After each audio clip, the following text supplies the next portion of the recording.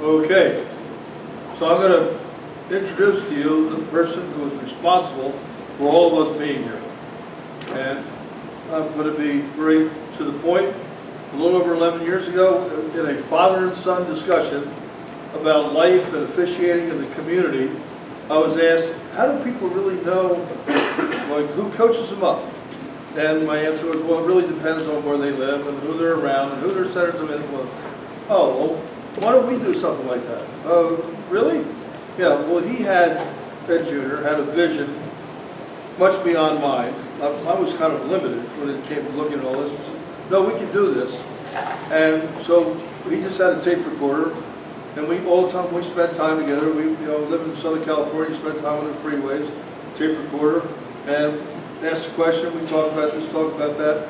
And that tape recorder, filled with information, turned into a book that I supposedly wrote, but he wrote, and that was the start of Court Club. And there was a vision, and it was people like Tyler, people like Nate who came on early on and just kind of propelled us and challenged us as we went along. Did I have any vision at all? This is where we're big? No, not close. And Ed has continues to be connected with us, but he is the true founder of Court Club, and he was the true person who had the vision. I'm not sure where he visualized where technology was going to be today and where it has taken us, and will continue to do so.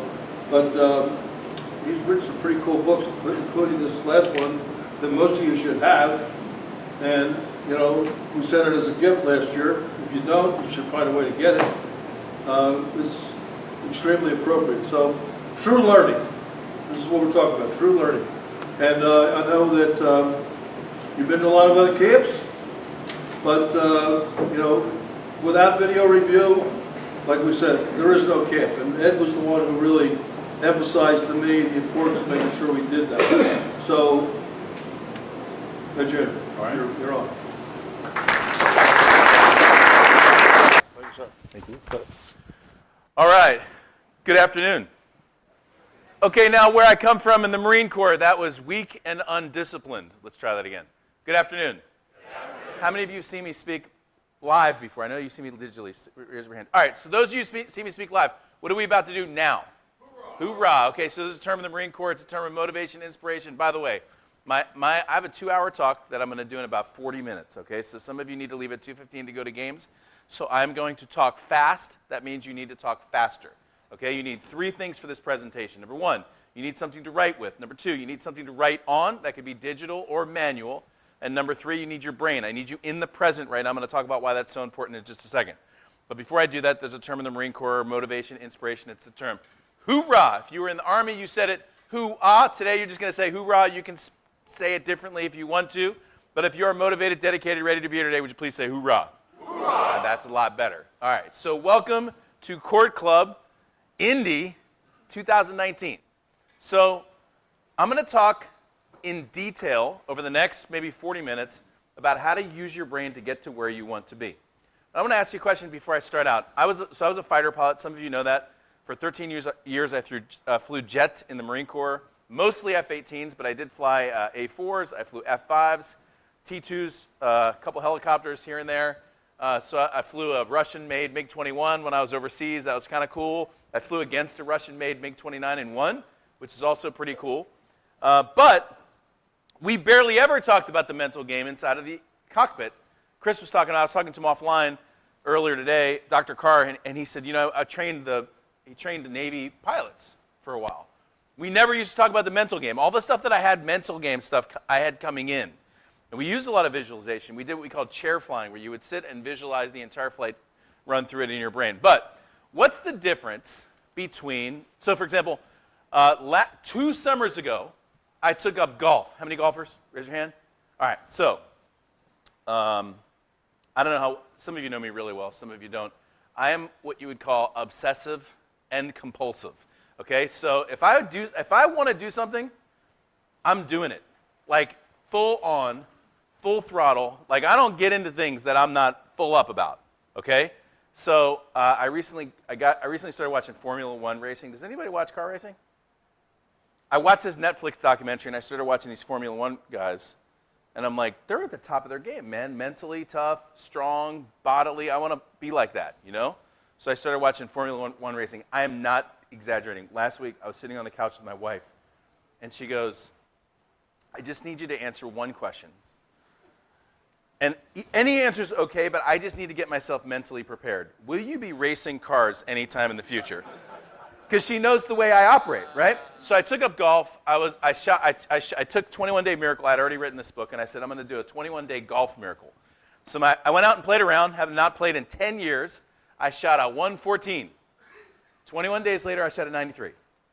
Okay, now I was trying to shoot in the 80s, so I didn't actually accomplish my goal. But remember what he said this morning? Sometimes those things are out of your control, like bunkers and sand traps and stuff. But let me ask you a question. What's the difference between being a fighter pilot and playing golf when it comes to the mental game? What's the difference? This is one thing. Just one thing. It's what? What do you got? Well, that's true. You can die. You can die. Yeah. Speed. Okay. So when you're in an aircraft, typically we're flying at about 500-600 miles an hour. That's almost the speed of sound, which is about 600 miles an hour. Typically, you're flying against another airplane that's also flying about 600 miles an hour. When you are flying that way at 600 miles an hour and they are flying this way at 600 miles an hour, how fast are you closing? 1,200 miles an hour. That's 20 miles a minute. So if you start picking them up on your radar about 80 to 100 miles, which is about where you typically will pick them up on a radar without giving away any classified information, if you start picking people up on the radar at about 80 to 100 miles, how long is it going to be till you're fighting each other like this? About 4 minutes. Now, as a Marine fighter pilot, I typically had a division that I was in charge of, sometimes up to, which is 4 airplanes, sometimes up to 16 airplanes. I had 1, 2, 3 radios that I talked on, a navigation system. I had a radar on one side and an infrared on the other side. I was leading and talking to all those folks while talking to an air traffic controller at the same time, while looking out at the enemy formation and trying to devise our tactics and make decisions at an appropriate distance. Then I would make all of our targeting decisions. We'd be closing at 1,200 miles an hour. Dun, dun, dun, dun, dun, the missiles would start flying through the air. In training, simulated missiles, because it would be bad for morale if we used the real thing. Or good for morale, depending on what side you're on, I guess. But we would start shooting simulated missiles. At this point, we would start defending against their missiles while still supporting our missiles, diving down to the ground, avoiding terrain, and then turning back in and looking for certain cases, 16, 20, 30 airplanes that we would turn into the sky with, and then all of a sudden start dogfighting. And I've been in dogfighting engagements where I had 1, 2, 3, 4, 5, 6 of my allies with me against 1, 2, 3, 4, 5, 6, 7, and I was in the air looking around and seeing every single airplane, remembering where every single airplane was, and then coming back on the debrief board and being able to write from memory where all those airplanes were. That was at the height of my career. Now, during this time, how much do you think my brain got in the way? Not much. Why? You have no time, right? There's no time. All you fall back on is what? You just fall back on training. You actually fall back on what you've trained your subconscious mind to do. I'm going to talk about that in just a second. Okay, now, let's go over here to golf. What do you have plenty of in the sport of golf? Plenty of time, man. So I broke 90 this year. I'm shooting the mid-80s right now. I'm a 14 handicap, 14.2 if you want to know the truth. I started out when I first got a handicap, I was 23. That was last summer, okay? So I'm making progress, not as fast as I want to. Here's why. Okay, I don't know if you've ever done this before, but you're walking up onto like the 18th hole, and you start going, shoot, if I bogey this hole, I got an 89. And that's the first time I've ever shot below 90. Dang, that would be awesome. If I shot below 90, that would be the first time, and dude, I could put it on my scorecard, and that's one of the goals that I wanted. And the entire time, I'm thinking about whatever it is that I'm thinking about and not thinking about the thing that I'm thinking about here. So in golf, they talk about a swing thought. You familiar with that? It's like one thing you think about while you swing. Okay, I got news for you. Guess what you should be thinking about when you're swinging a golf club? Not that. Something else. Okay, because the great golf instructors, and I went to Florida to meet with like this long-term golf group. I'm going to get the basketball in a second. Okay? And all he told me, literally for 2 days, is a swing is just a swing. It's like a kid swinging on the on a swing. If it just swings, then you'll go up and you'll come down to the same spot, and the club will accidentally hit the ball, and the ball will go straight. And all if you do is just let the club basically do whatever it wants to, it actually works out pretty well. Most golfing problems are because when you come up, your elbow and your hand and your legs, and you're trying to get in the right position. And if you try to do 4 or 5 or 6 things all together at the same time, how many are you going to do? None! Why? Because your brain can't do that. Okay, so let's talk about the brain and talk about it in terms of basketball. By the way, I had a 2-hour presentation. Now it's a 40-minute presentation. I had all these fighter pilot stories I was going to tell you. I may tell you a couple of them, but some of those are online. So the ones I missed, I was just about to tell you that story. How many of you heard the story about my first carrier landing? Remember when I went in at night, almost killed myself? Okay, if you haven't, that's online. Ed Talks, edrush.com/YT, which stands for YouTube. Go to episode 2 of Ed Talks, watch me tell about the carrier story, and then you can fill in the blanks. And I've got some of this, we got some of this online, some of the training that I've got online here too. Okay, 2 main parts of the brain. What are they? Conscious mind, subconscious mind, right?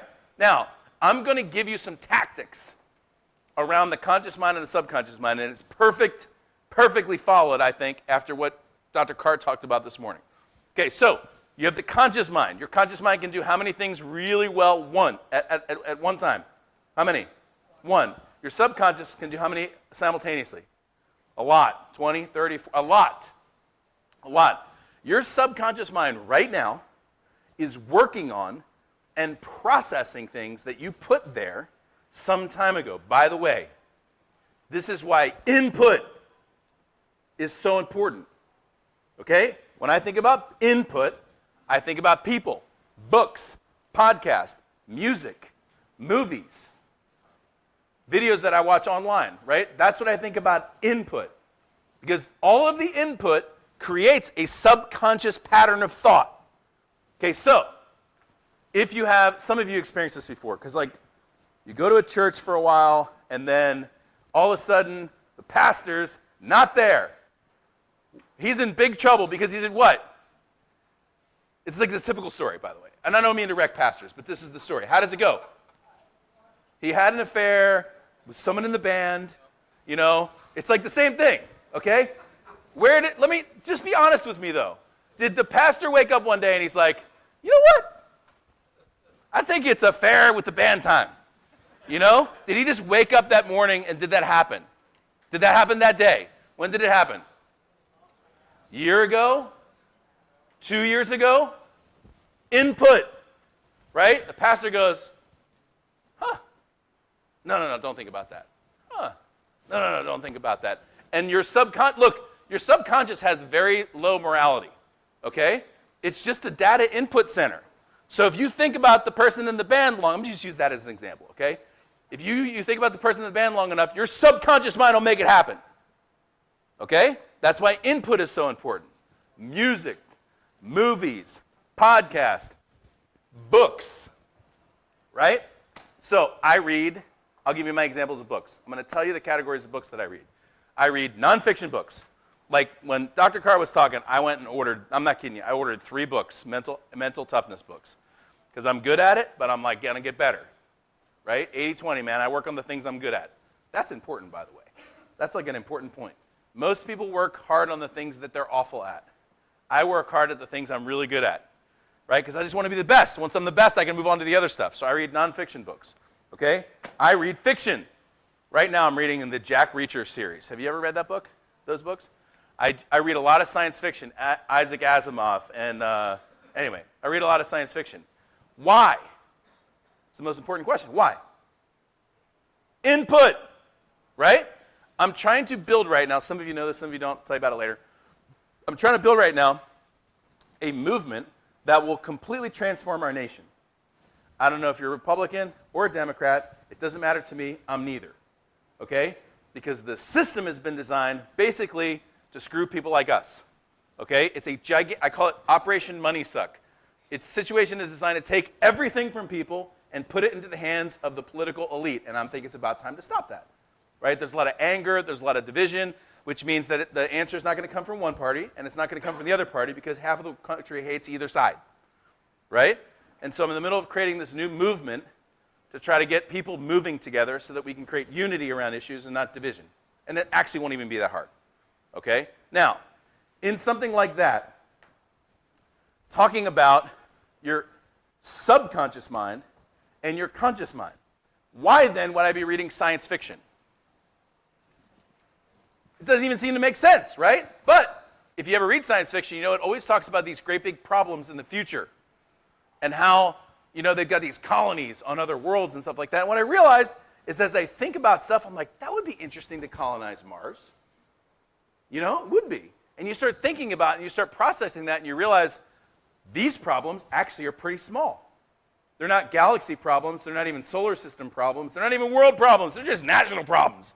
That's like 4 categories down. And what happens is your mind begins to grow. I'm not saying you need to read science fiction. What I am saying is you need to be purposeful about input, right? When I'm in the car, I don't just listen. Like I don't put on sports radio. Look, I know you like sports radio. I guarantee, look, who cares? You literally have, like, would you, if 2 random people were sitting in that room over there, and they're like, hey, come over here, sit down. And you're like, what are you going to do? And they're like, we're just going to talk about sports for like 3 hours with no purpose. Would you sit there for 3 hours? At the very least, you'd open your computer and start doing something, right? But we get in the car, bam, mind turns off, input. Okay, movies. I walk out of movies, man. My wife and I, we do this probably 1 out of 10 movies. Turn it off, go to the next. Look, if after 20 minutes, it's not doing what you want to do here, move on. Move on. That's why I read books. If I start reading a book 2 chapters in, man, if it's not doing what I want to do, next. I have no need to finish the book. You should finish this book, by the way. This one, I don't know why I'm holding this up as an example. Give me another book. How many of you have this book, by the way? Y'all read it, right? All right, make sure you get in there. I'm going to talk about some of this stuff. All right. Conscious mind, how many things can it do at once? 1. Subconscious mind, how many things can it process? A lot. So your job is very simple. You train these tasks in your conscious mind so that you can do them subconsciously. Okay, so let me give you an example. Those of you, I'm not going to ask you to do it again. Those of you who raised your hand and said this was your first time at our school. Okay, this is very typical, and it's typical for the folks who've been back a few times. We've got some folks, by the way, here who've been here let me ask, just for fun. How many of you, this is at least your second time? Keep it up if it's the 3rd, 4th, 5th, keep your hand up, 6th. 6th. How many times have you been here? 9. 9. That's what I'm talking about, man. Okay, so here's what happens. You got a 2:45 game, okay? And you're like, man, this is good to go. I've got Ed Rush over here. Tyler Ford's watching this game. They're going to see some refereeing today, okay? And you're like, all right, here's what I'm going to do all simultaneously. I'm going to work on my positioning, my play calling, my block charges. I'm going to pay more attention to the emotions of the players on the court. Today's going to be the best game ever, okay? And I'm telling you, watch. It happens every camp. By the way, camp is a great place for this to happen, right? You're like, this is going to be the game of my life, man. You got to go down the court. You're in the lead. 2 players run into each other, run into the basket. There's blood everywhere. And you're like, I don't even know what just happened there. Like, you're just like completely gone by. And then the next time down the court, you're like, dang it. Freaking Kemp, man. Tyler Ford's there. Ed Rush is there. Another play. Dang, that's 2. Okay? Get it together. Let's go. Focus. Now you had 5 things you're focusing on. But now you just blew 2 calls, right? And now you feel embarrassed. And now you add a 6th thing on. You add a 6th thing on, which is like, fix it. Fix it. Get it together. Get it. Come on. Okay? Now you have 6 things in your conscious mind. How many of them are you going to do? None. It gets worse. How many of you have ever experienced that ever before? Ever? Yeah. That's refereeing, right? So what do you do? Okay, let's say positioning is the thing that you're going to work on this summer, which might be. It might be positioning, okay? Then what do you work on in a game? You work on one thing because your conscious mind can typically do what? How many well? 1. So what do you work on today? Positioning. How do you grade your game today? You do it on positioning. All the play, look. You're a good referee. You wouldn't be here if you weren't.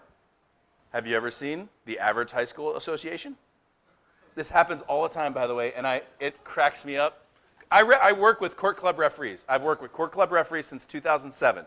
And I know a lot of the NBA guys, and I know a lot of the NCAA guys, okay, like Tybo in the back. Our referees look good, run well, know how to play call, and then every once in a while we'll go to a tournament where like courts 7 and 8 are the local high school association, and I'm like, have you ever seen that before? It looks like the U-Haul truck pulled in. The guy pulled whatever clothes off the U-Haul truck that he could throw on. His sneakers aren't even tied. And I'm like, that's not our guys. No, it's not. So there's a big difference between our folks. Okay? There's a huge difference. I know you can call plays. So today, if you're going to work on one thing, work on positioning. Or maybe today you're going to work on this, but this is what your conscious mind is going to work on. And the rest of the time, your subconscious mind is training. Let's talk about this real quick. How do you train your subconscious mind? I gave you one word earlier today. What was that word? Input. Okay, so how do you train your subconscious mind? First thing, you have a past, you have a present, and you have a future. Okay? For all intents and purposes, the past is meaningless, with 2 exceptions. One exception is experience. The second exception is pattern recognition. Okay, because what the subconscious mind does really, really, really well, is pattern recognition. Have you ever met somebody? Shake their hand, they look like a nice enough guy, and your subconscious mind gives you the willies.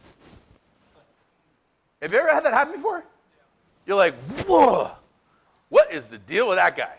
Or you see a speaker, and you're like, everything sounded good, but something weird about that guy.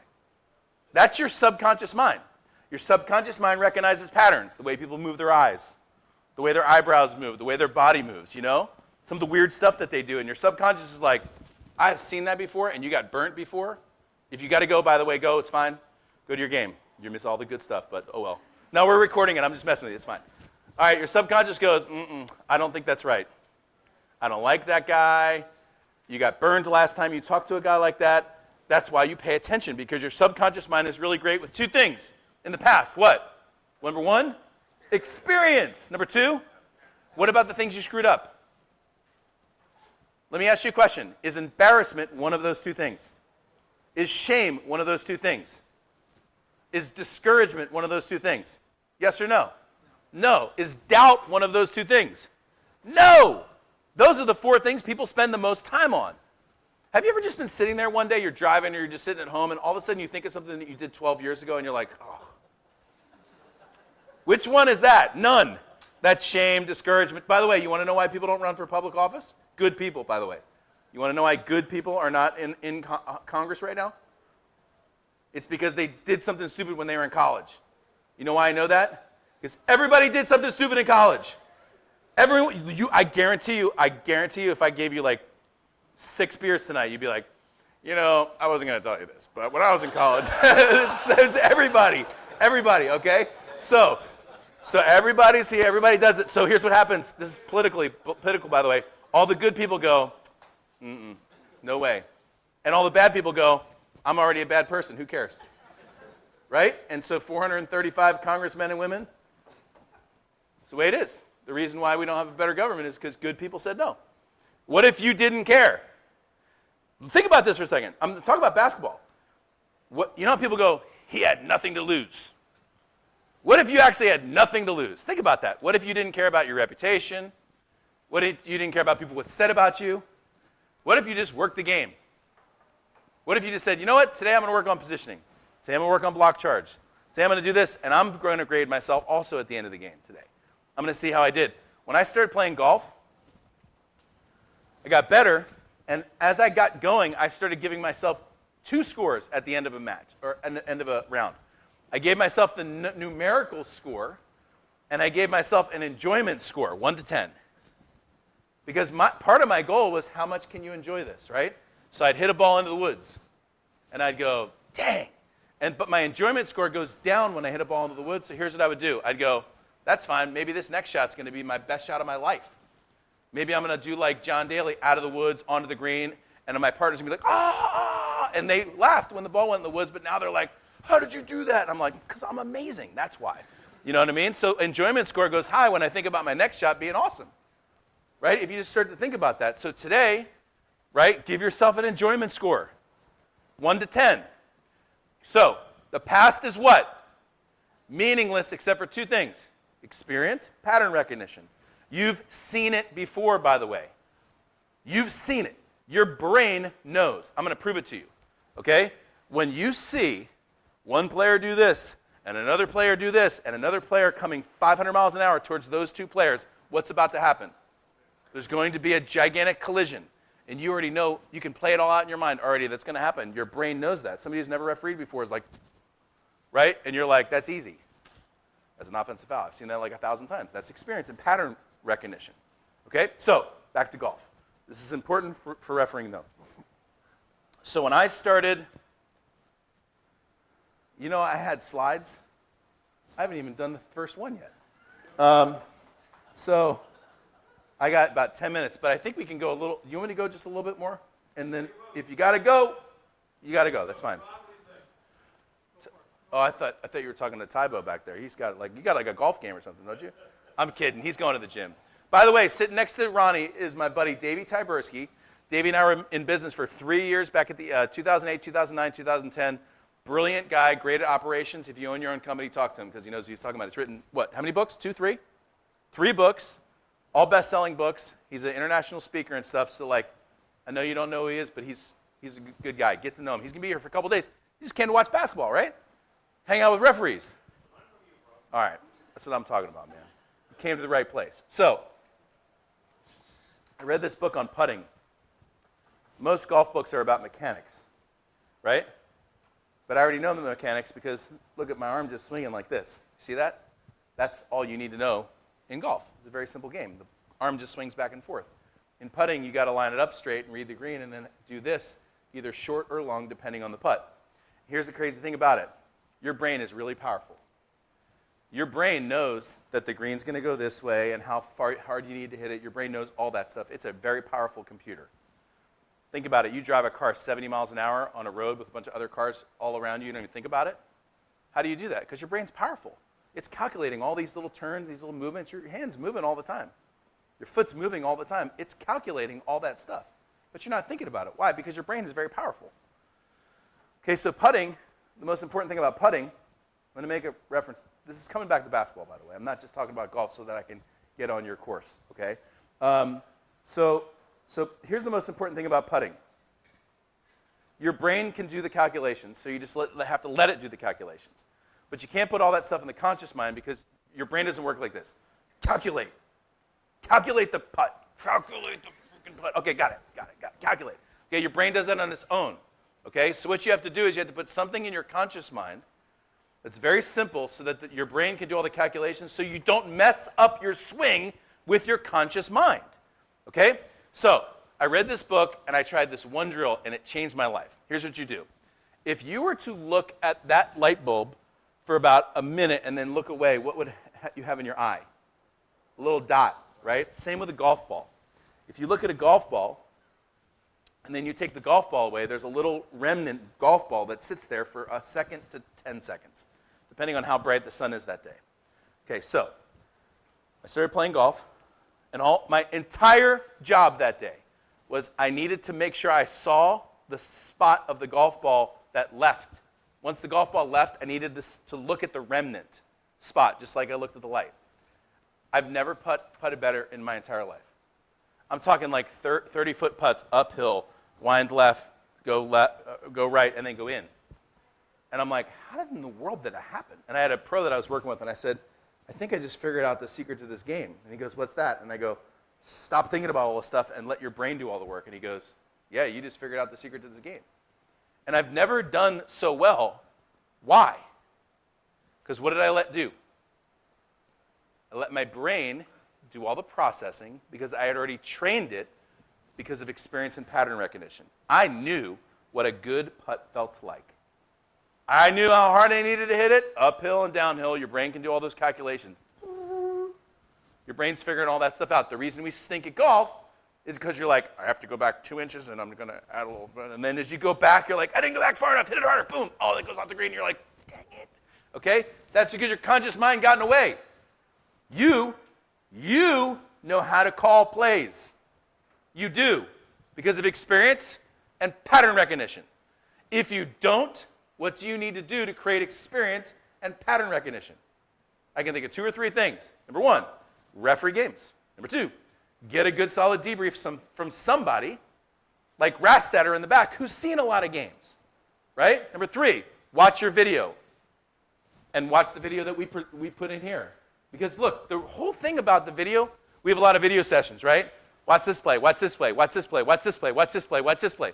All that is pattern recognition, pattern recognition, pattern recognition, pattern recognition, pattern recognition, training your subconscious computer. Here's what you need to see for this. Here's what you need to see for this. Here's what you need to see for this. Pattern recognition, pattern recognition, pattern recognition, pattern recognition. Great officials are great at pattern recognition. Great officials are also great at getting their conscious mind out of the way and letting their subconscious mind do the work. That's why you referee better when you're relaxed. Have you ever noticed that? Why? Because your brain's just like, I got it. So when I came into Emerge with 6 other airplanes, when I first started training to do 1-against-1 dogfighting, this is not an exaggeration. I was the worst. I was the worst. I used to have 1 other airplane I was fighting against, and I would lose that airplane all the time. Right? And then 3 years later, I'm the senior instructor in the entire Marine Corps for 1-against-1 dogfighting. I'd come in 6 airplanes of ours, 6 airplanes of ours, and I'm like, got it. And I'm pulling 6 Gs and shooting missiles at the same time because all this stuff's happening in my subconscious mind.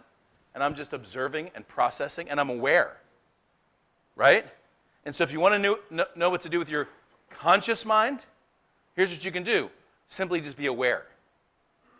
You just watch what's going on. I mean, you're going to make decisions as you go. You're going to have conversations. That'll take some conscious mind time. I'm not saying you're like, Ed told me to be aware. You didn't make 1 call today. It's because Ed said just to be aware. And no, I mean, you're going to make all that happen, right? But just be aware. Okay, so how do you do that?